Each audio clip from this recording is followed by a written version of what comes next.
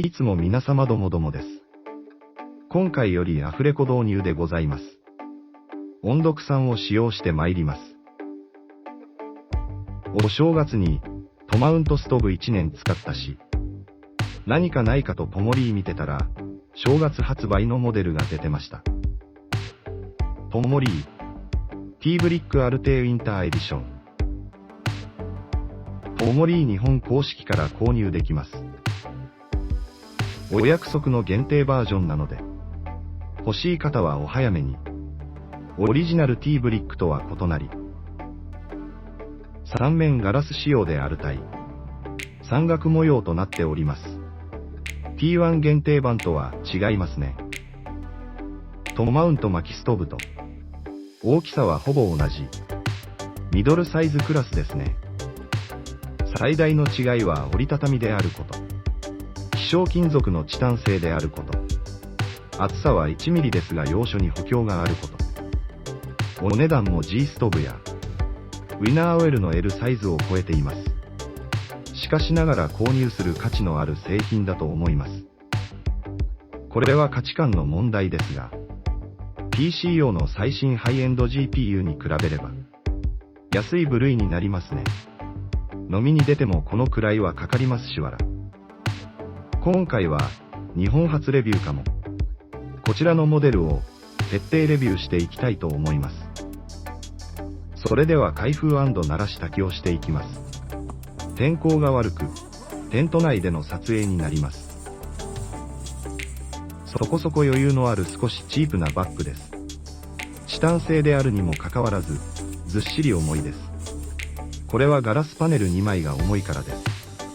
重さは 3.6kg 輸足載、もっとあるねわら。ロストルはありません。配下希望もありません。キャンピングムーン製焼き網がベストフィットします。鉄装防止軍手が付属します。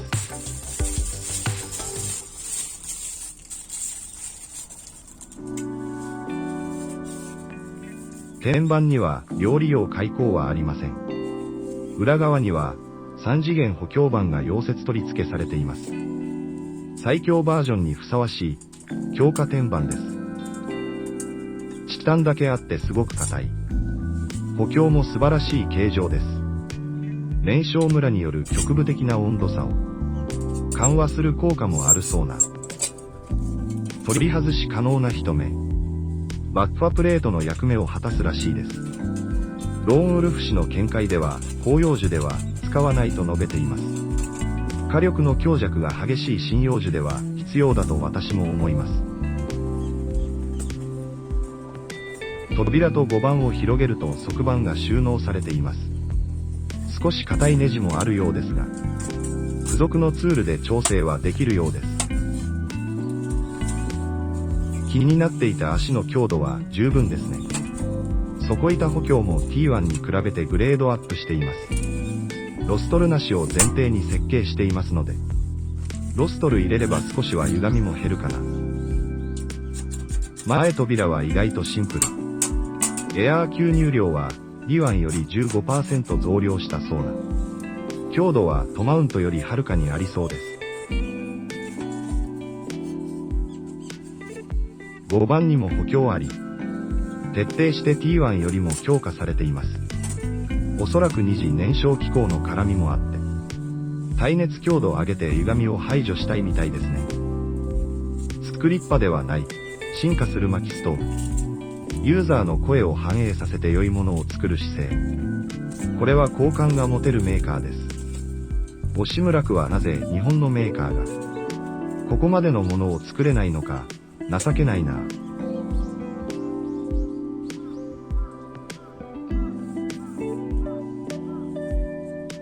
どこかのストーブと違って模様もアルミ製ではなくチタンをおごっていますね。オプションで模様枠いろいろ出してほしい気もするけども、サイドパネルは左右入れ替えが可能です。ティンバー同様に取り外しが可能です。装着も簡単ですね。ガラスは落下以外で割れたことはないとローンウルフ氏が述べております。左右の模様は微妙に違いますのでポイント高いです。このパネルの強度に関しては、ローンウルフ氏も絶賛しています。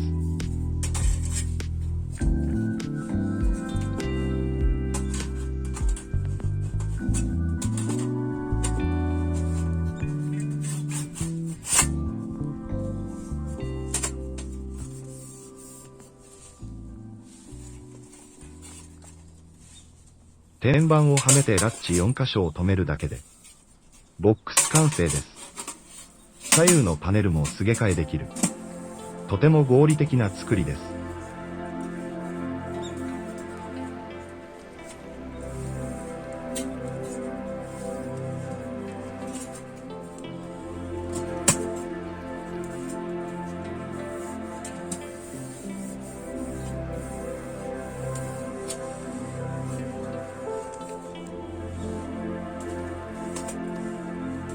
このメーカーのサポートは実に素晴らしく、限定版にはない二次燃焼パネルを別注で販売してくれました。T ブリックオプションでも販売されていないものを購入できました。値段は8300円。これがあると壁際設置でも不便がないです。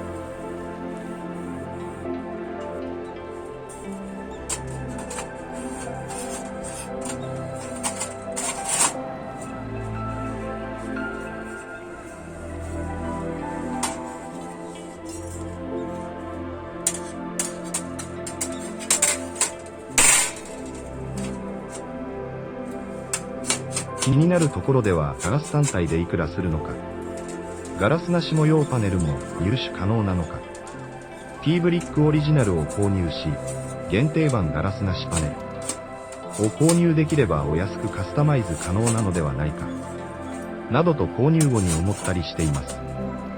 わら。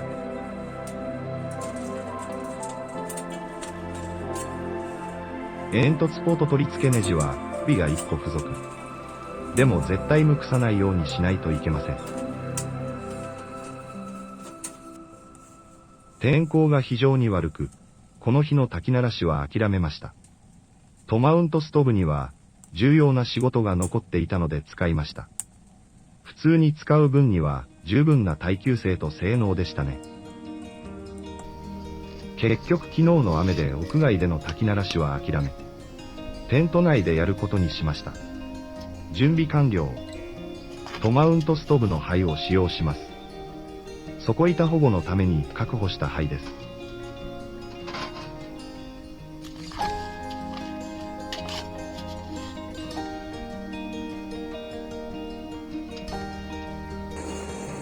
炊き鳴らしするかしないか、ローンウルフ氏は、しなくても問題ないストーブと言っています。一応はやります。なお、素手で触ったところは指紋が焼き付きますので、アルコールウェットティッシュで拭いておくと、後で焼かないで済みま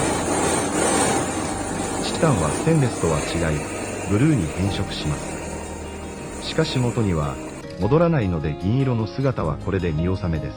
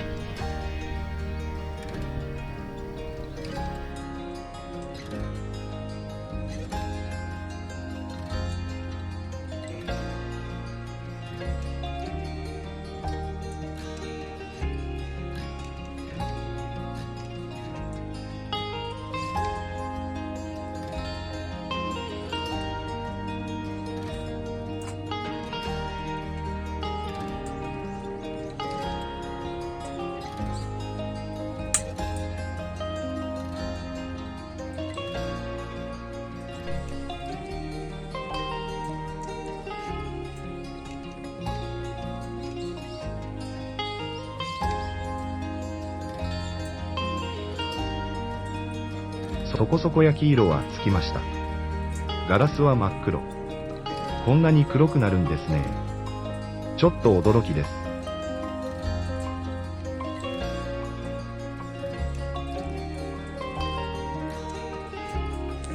特に歪みもなく、鳴らし炊きは終了。ごくごく普通に広葉樹でお湯を沸かしていきます。意外とエアー調整がシビアですね。可動範囲が少ないからでしょうね。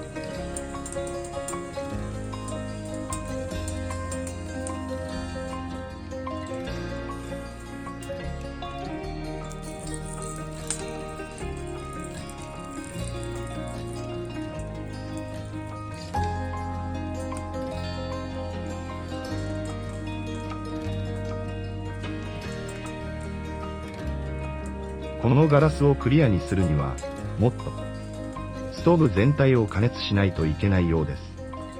ただ見栄えは悪いものの暖房能力は高いです。ガラス部分からの放出熱量すごいです。2回鳴らし炊きしてお腹が空いたので焼肉を食べました。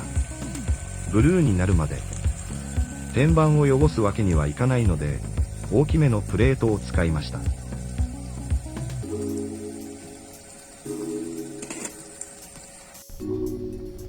それではこのストーブの温度計測していきます。T ブリック同様に二次燃焼パネルを右側に装着した状態です。なお、この非接触放射温度計は誤差が摂氏50度ほど低く出ます。あくまで目安にはなるとご承知おきください。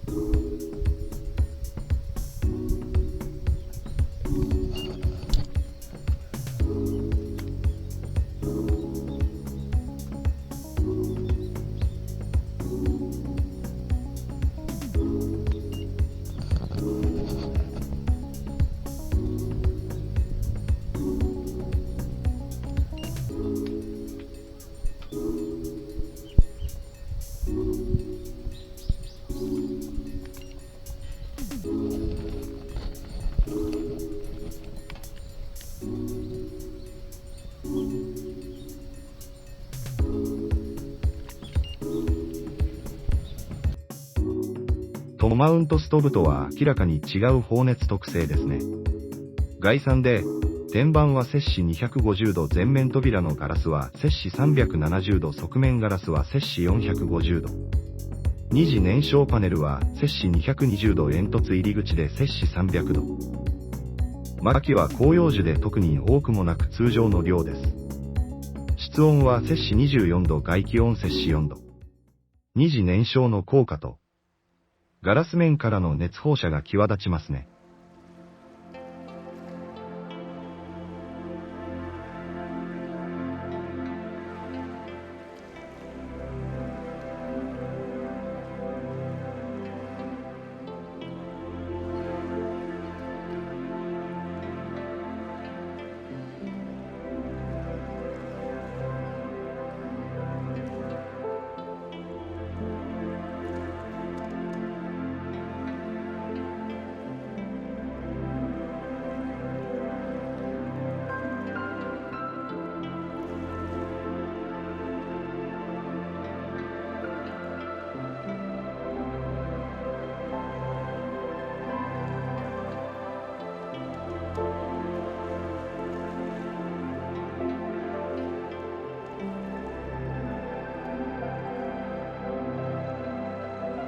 一晩炊き終えた時点で、外観はこのように変色しました。この組み合わせでの使用感は、ガラスが大きく放熱が多いので、割と冷えやすいストーブなのですが、二次燃焼パネルと天板 3D 補強及び、人目のおかげで加熱しやすく、ガラスパネルの曇りも早期に軽減されますね。すすも割と少なめなのですが、薪の消費はやはり多くなります。その分暖かいということにもなります。逆に少量の薪で炊くと、すぐに燃え尽きて鎮火してしまう欠点もあります。次に、二次燃焼パネルを外し、冬季限定バージョン本来の形、両面ガラスでテストしていきます。最初は広葉樹で、その後、針葉樹で3時間耐久全力燃焼を行いました。針葉樹で時間耐久全力燃焼の模様は、別動画で上げておりますので、そちらでご覧くださいませ。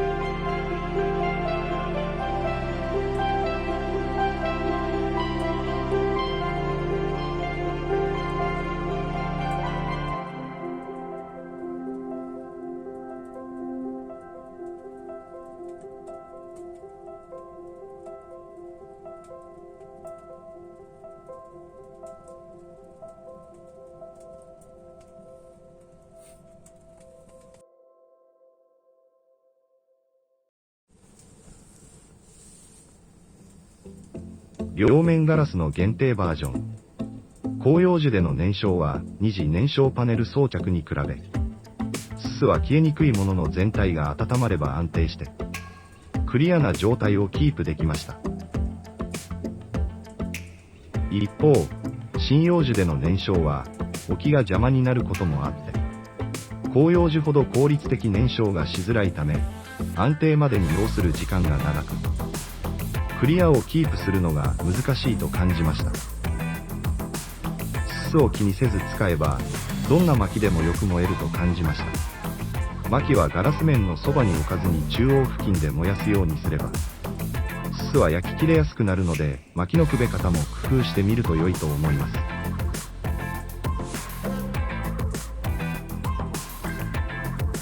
2日間のティーブリック冬季限定バージョンのテスト。折りたたみ式なので、清掃はウェットティッシュで、拭くだけで綺麗になります。このストーブが最強と言われるゆえ、薪 30kg を消費したものの、鋼板の下部がわずかに膨らんだ程度以外、その他は歪みなし。